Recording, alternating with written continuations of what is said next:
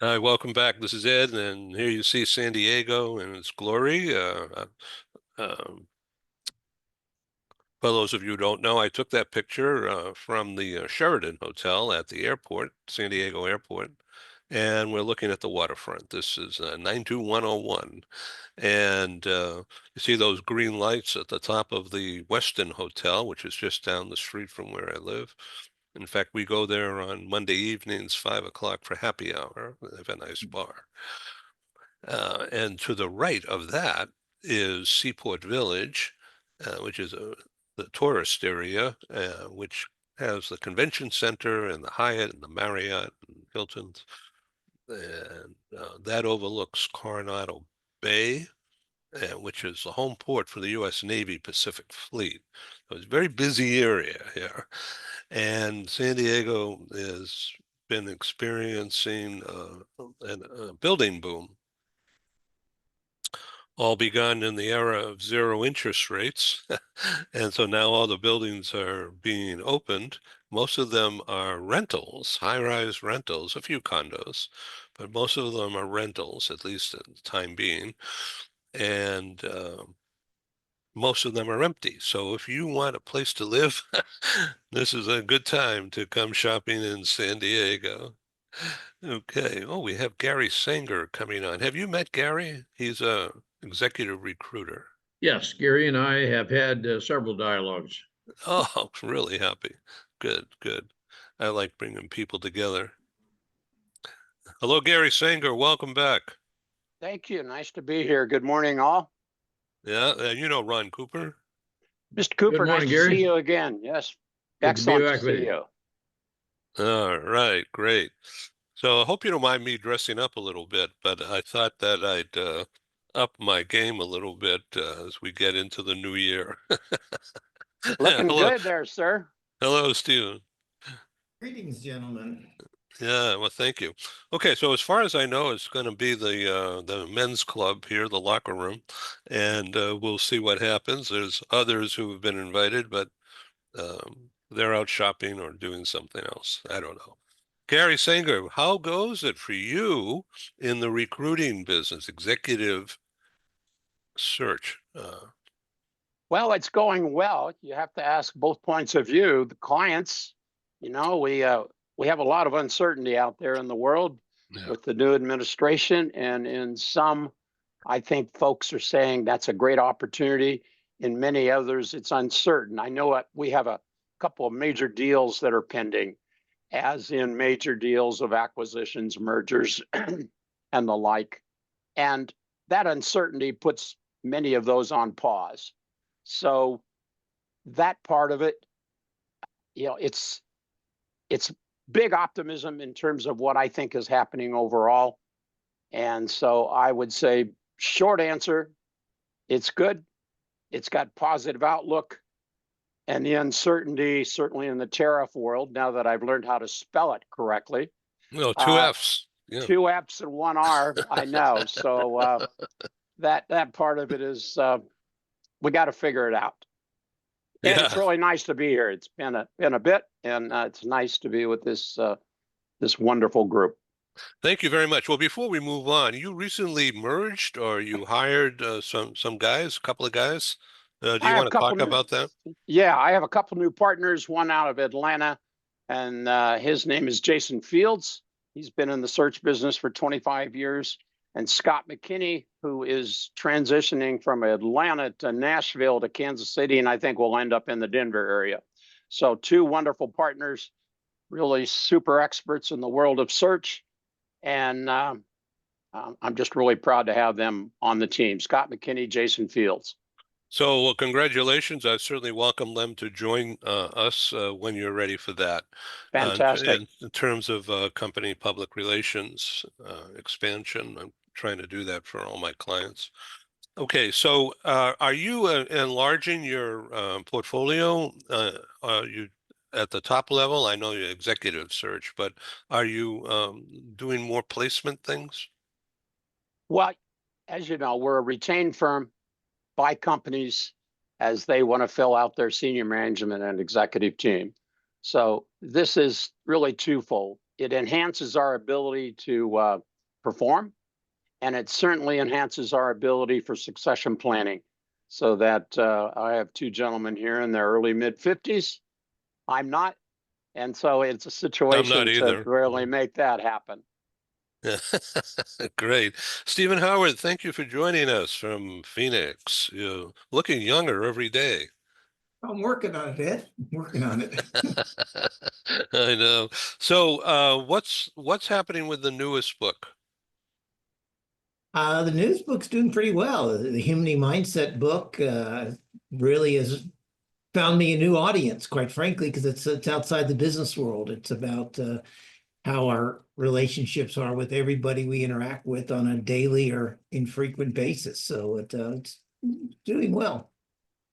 So, Nice. I know there's many words that can describe humany, but isn't it what Ali Shami once said, showing that you care? That, that's a good part of it.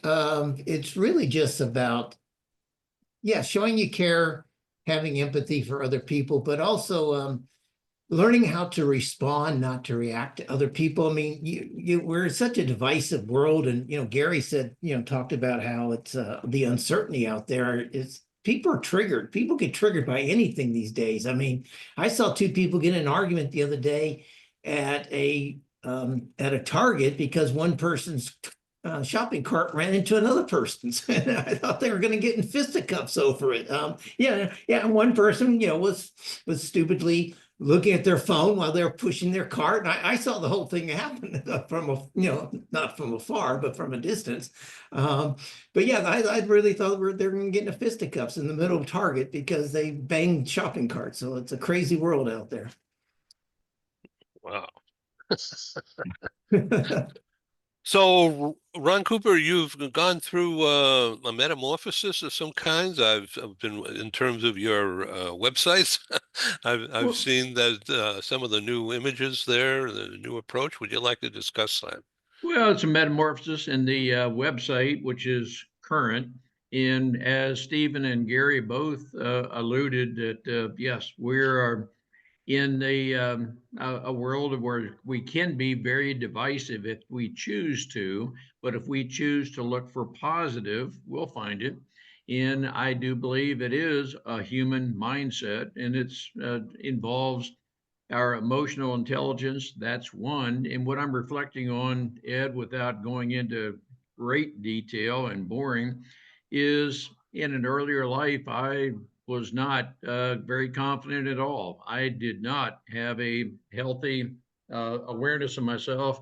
My mental health was quite poor. And if I were now what I was then, I wouldn't be able to engage in this conversation. So it's a metamorphosis of from a personal viewpoint, yes, a metamorphosis in the website. And a little bit in Gary's world, we work with senior leaders to help them attract and retain quality personnel. There are some businesses who are not able to attract, but then if they do attract, gosh, we only keep them for a short time and they want to leave because, and there's a whole reason for leaving, but I will tell you in very general, broad terms, people stay with or leave organizations because of people. That's my somewhat simplistic view, but I know it to be true. Ron, I want to pile on that particular comment because it is spot on in my world. We routinely talk to executives who talk with retained search people like myself because it's safe, it's confidential, they're not going to get found out. But in many instances, that guy or gal will say, look, hold on, let me get my door.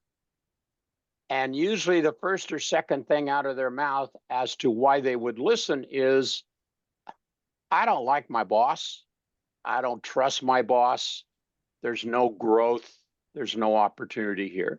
So people leave because of people. Boy, that's a nice headline, and it couldn't be more true from my point of view. And so I will add to that, Gary, what I believe to be Stephen Howard's perspective, that yes, as we demonstrate, we genuinely care. I care enough to know exactly who you are, but I care enough to adapt myself to you. Everyone has a unique personality. We're all different, but I hope different in a very positive way. And I want to know just how different you are in that positive way to know exactly how you contribute to my company. I want for you to know my objectives, and I want for you to know exactly how you fit to contribute. And when all that happens, golly, and I know you care, I can leave fulfilled that, man, I like working for Gary, Stephen, Ed, because yeah, we all work together as a very cohesive team. Let me ask you a question about Ron. Ron, if I could ask you a question about your training in 2025, the training work that you're doing, the institute approach. Uh, would you like to do a bit of a deep dive for a couple of minutes about how it's different from a year ago, if it is different? Well, and yes, it is different. COVID is one thing, and COVID caused some separation. People were working independently and so forth. So we are getting away from that, but it is a matter of learning people. And I'm a believer that in the context of leadership, leaders are made, not born. In other words, you're not destined at birth, whether you're a leader or not. Because I can tell you, if that were true, I would never be on this conversation right now. And so I chose to do what I needed to do, surround myself with the people I needed to be with, who were where I want to be in life. And so growth is a life journey. And for me, there is no destination. We're continuing on the journey. I want to surround myself with the Eds, the Stevens, the Garys of the world, because you are where I want to be. You know some things I want to know.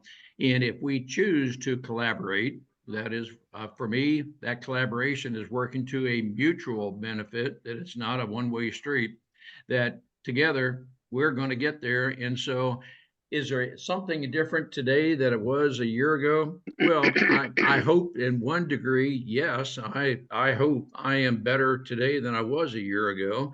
And I hope to be on that growth journey. And so, yes, societal differences. And yes, we have a president right now who some may say is divisive in some ways, but yes, just like the Stephen Howard was saying, the shopping cart incident. Gosh, stuff happens, but that does not need to result in fisticuff confrontation. If my mindset is one, well, hey, I apologize. It's my fault. I was not paying attention, or whatever the matter is. And so that's a long-winded explanation, Ed. But hey, it's all about a mindset.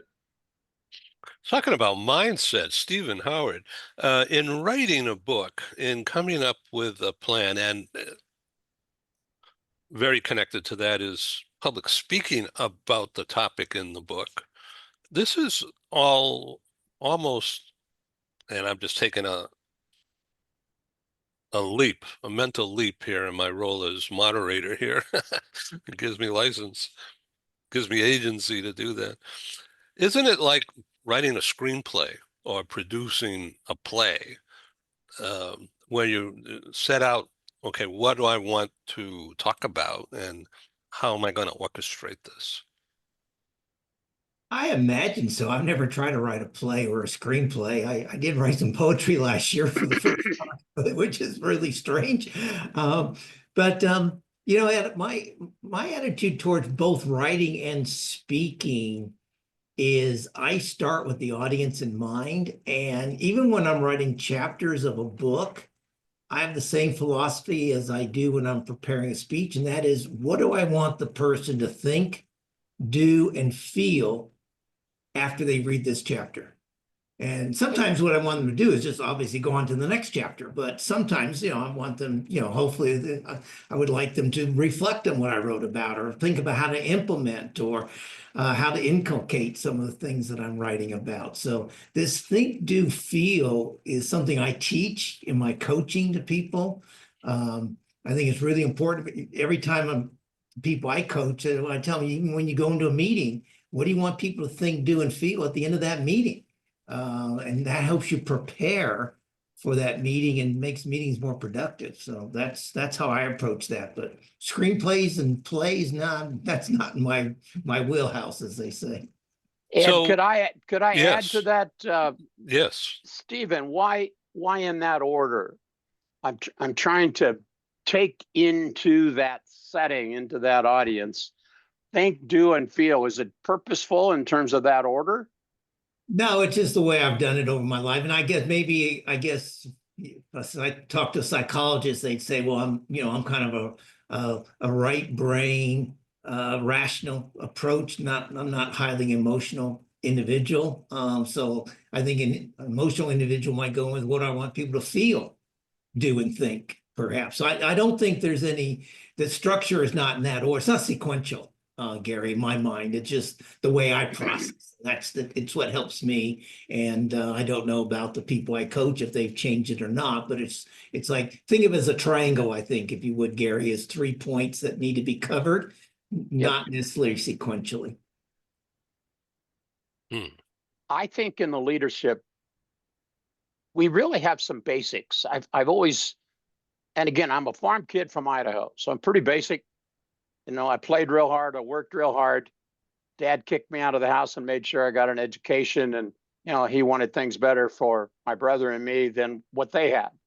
But I think in leadership, we have big choices on what to work on.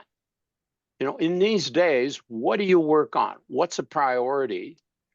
And what frustrates me is when leadership focuses on the wrong stuff. They focus on the little stuff, that little action of shopping carts banging into each other. Well, maybe what I should have done is just backed up and hit you again if you were so damn out of it and not paying attention. But picking the right stuff to work on, point number one, doing that stuff correctly so it repeats itself, and 3, on time.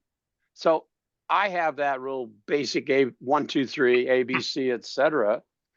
But I'm really, that idea of think, do, feel, that's activating in my mind.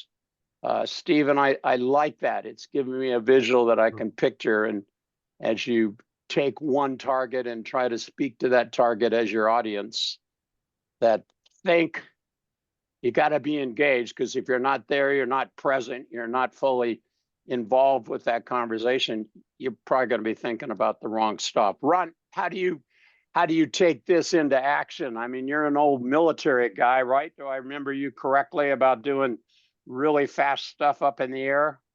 Well, yes, and old. Well, at any rate, let's just say yes, I do have life experience. But the think, do, and feel, yes, we need to be engaged, Gary, as you were saying. I think as leaders, we need to be engaged, and I talk about frequently, walk about the organization and look, observe, and what is it you're looking for? Not the negative, but are people, are those on my staff thinking about, and are we working toward the larger goal? And if we think, well, if my perception is, and I do want to try to gain thoughts from other people, if I get the sense from their interacting with them, they are just merely at the desk doing their thing, they're here just to punch a time card, well, then what is it that what do I need to do to help my organization think ahead? And there may be something about the culture that my way of thinking that they feel, and again, we've spoken in this forum about a psychologically safe environment. Can I express my feelings and not have to wonder whether my job is in jeopardy? But to think, feel, and I think it's a matter of identifying with our people. And I could ramble here a little bit, but I remember some people saying my feelings are never wrong. Well, I've learned through process that, yeah, your feelings are never wrong, but your feelings may not align with fact. And so if that were the case, I need to do whatever needs to be done to help you align facts and feelings, which may or may not change the way you think about things. But I need to be aware of that. Awareness is a huge term with me. Yeah, Stephen. when I talk about it, Ron, the feeling is not always just about emotional feelings of anger or happiness or whatever, but it's also, I put a great emphasis on feeling confident. How, like, Sure. if I go in a coaching session, one of the things I want to do is make sure the person comes out of that coaching session feeling more confident, self-confident in their ability to lead people. Often when I talk about thinking, it's one of the things I often ask people to do is when they focus so much on what they want to do, the results they want to achieve, and what Gary said about the deadline, I always go back to say, think this one question: how can you get other people involved and on the same page as where you are? And remember that when you're a leader, when you want to make change, you've been thinking about it for days, weeks, not 100%, but you've been thinking about it, and you've done your sheet of paper with the pluses and minuses, the pros and cons, and you've convinced yourself this is the right thing to do. And now you want to implement it. And of course, you want to implement it quickly because you've been putting all that cognitive effort into it. But I have to coach people and say, all right, now you have to let people buy into this. They need time to process it. They can't just hear it one time and then go out and execute. So you have to figure out, how are you going to get them thinking about this? How are you going to get them involved, engaged, to use your word there, Ron, to get engaged, to implement this change within the time frame that you want it implemented in. And that's what's critical to me. People don't give people time to think about the what's in it for me, or how do I do this? They just want to go out and execute it immediately. Sure. And I'm right on board with you, Stephen, about the feeling. I don't feel confident, but I will tell you that for me, and I used to be that way, if I continue churning that in my mind, the I don't feel confident becomes I will not be confident. And so I want to help change the mindset that, yeah, I acknowledge your feeling. You don't feel confident, but what decision do you need to make to become confident? And as we are coaching, mentoring people, we can help them change a mindset to where I can tell you, for the first 20 years or so of my life, I was not confident at all. But being with other people, I changed that. I turned in my mind that no, I'm not. And quite honestly, I was thinking at some point I never will be.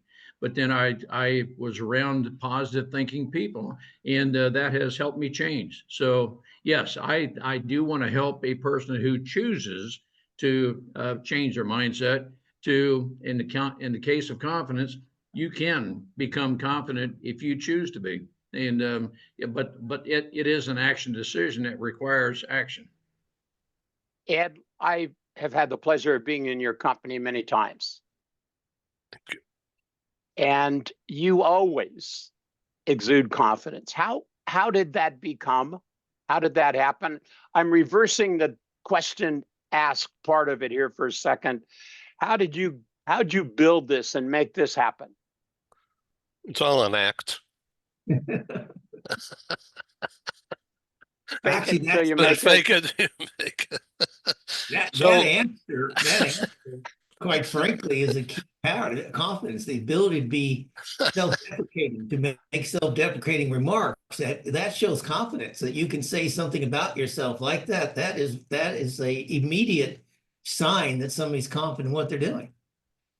so uh, it's 5 years almost to the day when I launched the global TV, and because my 30-year active meetings events business was crashed by COVID, and I had to learn how to use the green light as my friend and not as a worrisome thing. And to this day, a lot of people are afraid of that green light, and for whatever the reason. And I find that that is the reason for my business. Now that's what I see. I didn't have a clue 5 years ago about that, and even frankly a year or so ago, I just um, memorized some lines I had to use in transitioning from one person to another, that kind of a thing. And now I almost panicked before showtime because I didn't prep enough like I used to. And so it's faking it. No, it's really knowing that I know what I'm doing when in front of a camera. And so a long time ago, 50 years ago or so, I was in front of a camera. And but in a commercial, I did TV commercials in Boston and for college age kids. And so, but I didn't know what I was doing. I was given a short script by the company, whatever I was selling. And I just read my lines. So then I realized that I can't memorize the lines. I have to understand what it is they're trying to do. And the secret sauce became reinterpreting the specific words into a facial or a hands or a movement or something like that, which grabbed the eyeball to follow what I was doing, and then come to a close with the line that I wanted them to take away. So this is almost the exact same thing, only more unstructured for sure. And I chose to keep it unrehearsed, no script, certainly organized with speaking points, talking points. And that's turned out to be the best practice, the superpower that because my job becomes easier when the guest is prepared. And we pre-agree on talking points. In other words, key items, key words, not sentences, because I could never remember sentences. So but key words, sure, I've got them right in front of me. You can't see the phone. Yeah, right there. And I do that religiously every time. So I hope that answers the question. I can get into Thank you. more detail, but I'm a disciple of John Wooden in UCLA basketball from way back when. And it was always interesting to me, even as a kid in Idaho, watching it on TV and then moving to California and seeing, hundreds of games. You would see him do very little during the game because he said, look, I have prepped, I have talked, I have coached, I have given examples. So in the game, they got to go out there and interpret that themselves. I think we as leaders in businesses now, whether it's in our own practice or what we're doing with our clients, you're so familiar with what those services are supposed to be. You interpret then what the need's going to be of that client, and you help them understand it. You help them prep for it. So when situations come up, they can act spontaneously. I don't have to worry about what's coming out of my lips because I've prepared so many times for that industry vertical that I trust what's going out of my lips. Sometimes it's wrong and I go fix it, but most of the times it fits it. Stephen, when you're there with a leader, do you have a recent example of a client you're working with? I always like examples when we're trying to make these things real. Example of what? Working Specific? with a leader, working with a leadership team. Well, I've got a couple. I'm trying to think which one I can talk about, not break confidentiality. Yeah, I'm working with a lady right now in a firm, and she's struggling with some trust issues, particularly with a person that used to be her equal and is now her supervisor. And because of those trust issues, she's gun shy. She tends to misinterpret messages and requests. Like her boss asked her to do something, and she was like, "Why am I doing this? What's the purpose of it?" And getting herself. So I was teaching her the other day about the three buckets. And almost everything, and particularly in the workplace, falls into three buckets. There are things that you can make decisions about, depending on where you are in the organization and the organization itself. There are things that you can influence, and there are things you can neither influence nor make decisions on. And people spend, I think Ron was talking about, people spend too much time on that third bucket. always worrying about the things that they can't influence or the things that they can't make decisions on. And I was telling her, I said, you got to just throw that stuff in that bucket, put it in a drawer and close it and focus on the things that you can influence. And, you're not going to change your boss, and you're not going to change what the past. I can show you ways of developing a better relationship with your boss, but more importantly, I'm going to show her, again, it goes back to that confidence, how to be confident in her own abilities to execute her job, and not question everything, not be gun shy about everything. So really teaching her to focus on the second box. She's not really in a decision-making position in her current role. But what can she influence? What can she change? And that's what she has to work on. You're smiling. Something. There's a light bulb. There's a light bulb over Gary's head right now that went off. Well, your peer's now your boss, so you're a little ticked off if you wanted the job. And so you try to interpret meanings all the time when in fact it's just the boss trying to be a boss. He or she's trying to figure out what to do also.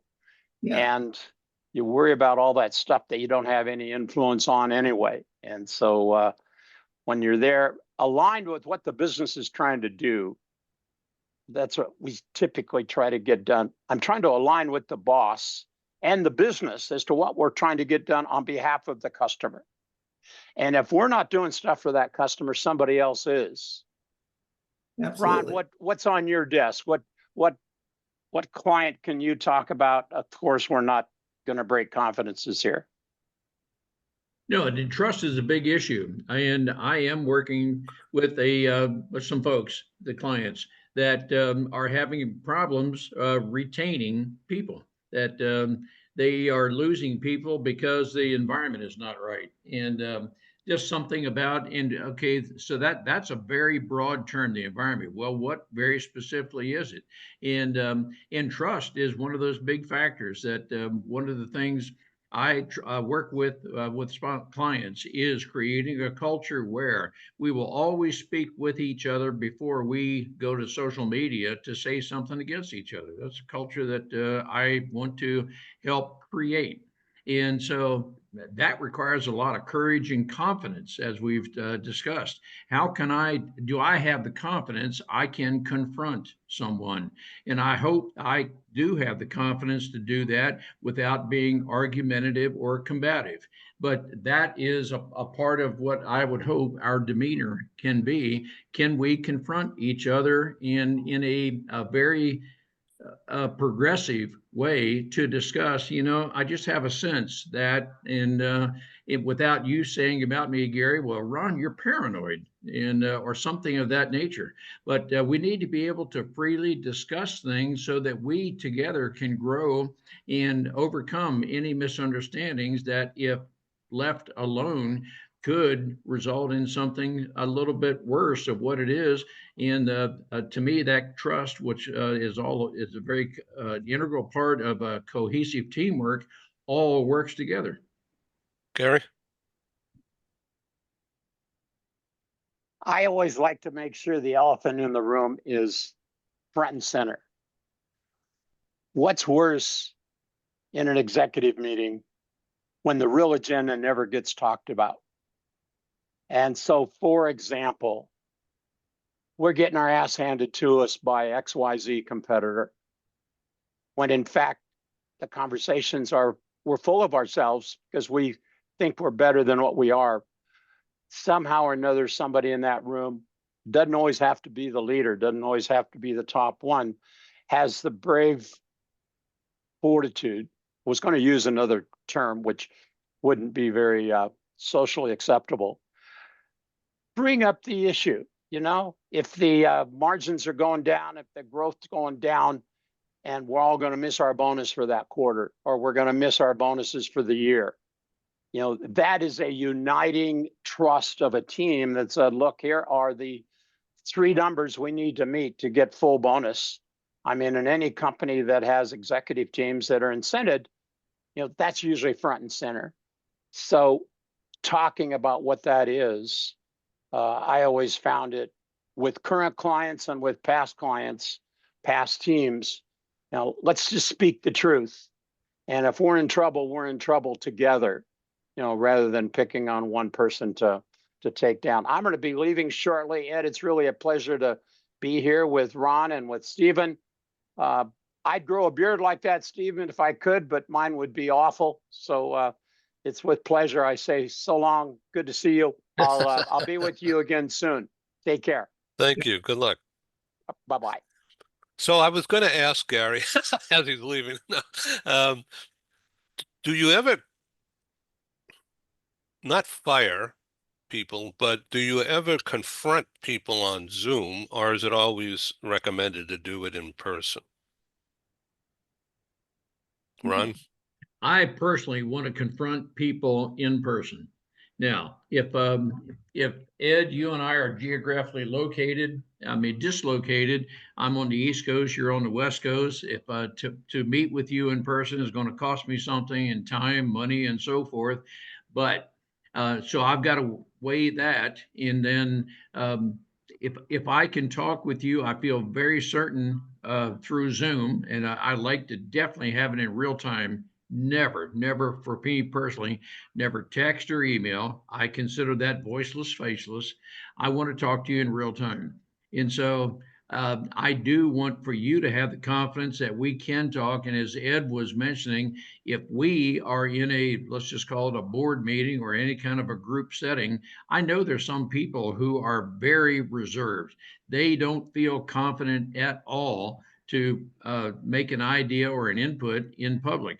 And so I want to be very discerning as a leader, their personality, where they are, and I may ask them one-on-one at their desk. I just have a sense, Ed, that you've got a thought about this. Can you share it with me? And but I know it's a better setting one-on-one at the desk than in a conference where there are multiple people, because some people just, they're concerned of what some other adverse reaction someone may have. Therefore, they're not going to express themselves. But I think everybody has a worthy idea, a worthy thought. I just would like to know what they are. Yeah, so I bring that up because it's something that I read the other day, not specifically about that, but how a leader builds leaders by exhibiting their own behavior. Stephen, would you agree that with that general statement, and would you like to go deeper? Oh, I think that's true. And I think it's historically been true, particularly in the corporate world. Most people learn their leadership skills by observing the people that they've reported to over the years. And that's one of the problems, because when somebody gets appointed into their first leadership position, they've got no training for it. They've got no background, and they don't know how to, they only know what their leader has done. It's kind of like parenting, Ed. I mean, where do we learn our parenting skills? Well, we learn it from our parents and our spouse's parents. And yeah, sometimes grandparents get involved as well. But typically, everyone learns how to be a parent, for better or for worse, through, how they were raised. Well, same thing about leadership. And that's why a lot of first-time leaders are so poor at things like delegation, communications, listening, feedback, all the things that make you a good people leader, because they've never been taught. And they've never had discussions around it. All they've been taught is how to achieve results. And they go in and focus on results, and they burn their people out, and people start leaving. Ron? Oh, I totally agree with that. And we need to be aware of and prepare our people. We need to develop leaders around us. And we need to be perceptive of potential within people. And we as leaders need to be very aware of a person's potential. And we may think they are, we may know they are worthy, or they have greater potential than what they think of themselves. So we need to look for the positive in people and help develop that potential, because again, I know there are people who have, we believe as leaders, a lot of potential, but those people themselves are uncertain of what their potential is. But if we help them in a very healthy way realize that potential, we nurture them or develop the leaders around us, and it's a form of mentoring and coaching. And so yes, people are going to emulate what they see, and we need to, I'm going to use the term imitate great leadership. And so the great leaders by, and Gary mentioned John, but any leader that we choose to follow, that yes, read about them and choose to follow that model. John Wooten. Oh yeah, right. So Stephen, what would you like to sum up with or leave us with thoughts about how you deal with competition within staff? Um, just say like in a family, just an analogy with a family, like I've got uh, two young, without getting into detail here, two younger brothers, an older sister, in the family I grew up in. And there's somewhat of an age differential between me and my brothers. And sister and me, she's older than me. We were simpatico. It's good.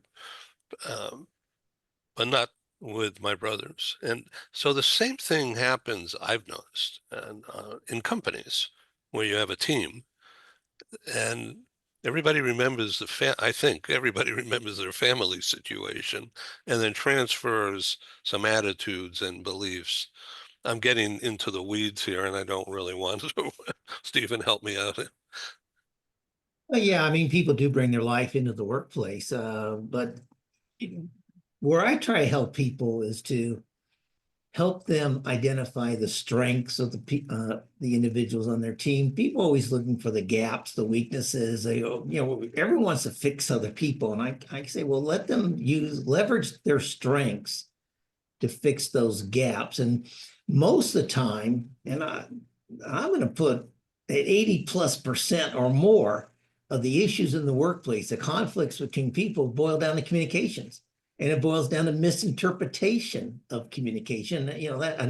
What did Ron just say? Faceless and voiceless. That's a great phrase. I mean, email is the most efficient, but the least effective methodology of communicating in the workplace. And you see people, and even worse, I guess, might be messages on Teams because they're shorter, and people misinterpret things all the time. And that goes back to the lady I was talking to. I mean, one of her issues has been she overanalyzes and misinterprets the intent behind the email messages that she gets from not only her boss, but from her peers and from other people in the organization. So it's that miscommunication is what causes so much conflict, and then it boils over into drama, and that's one of the weaknesses of a poor leader, is a person who allows that to boil over and doesn't put a stop to it soon enough. So tone, and it's not my words, it's the tone. I don't like your tone.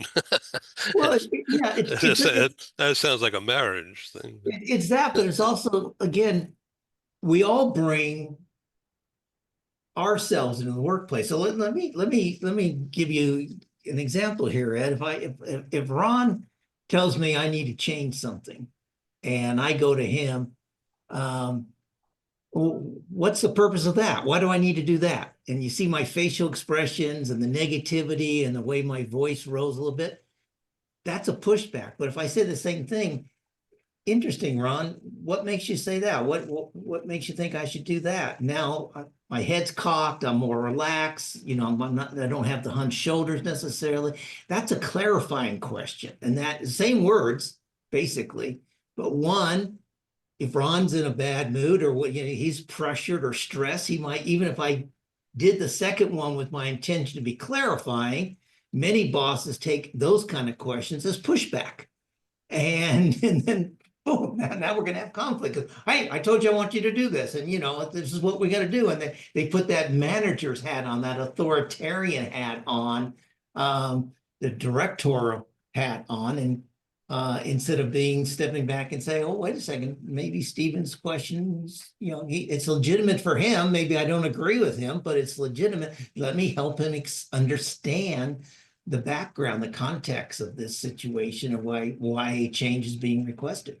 And People don't do that. And you can't do that on email because you can't hear that voice or the face. So I love that, Ron. Voiceless and faceless communication. That might be a title of a future book.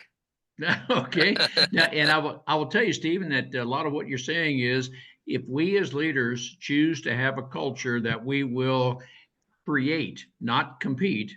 And another way of saying exactly what you were saying, Stephen, if I were to say, Stephen, listen, you need to change. Oh, that's going to get some Guess pushback. what? As opposed to if I take 2 or 3 minutes to just reason with you to help you articulate, well, you know, Ron, yeah, you're right. Maybe I need to change.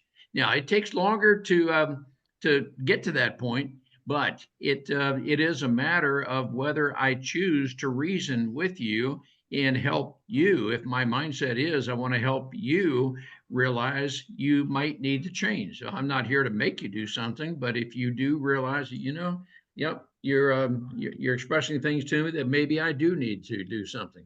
And then, but yes, it takes longer to do that. So when you're coaching someone, working with some mentoring, it's not necessarily going to be convenient. It's going to take an amount of time. Thanks, guys, for joining me on the TV show here. This is good TV. And Great. please come back. Oh, and invite a friend. Let's grow the audience a little bit. All right, take care. Thank you. All right, thanks, Ed. Thanks, Steve. Thank you.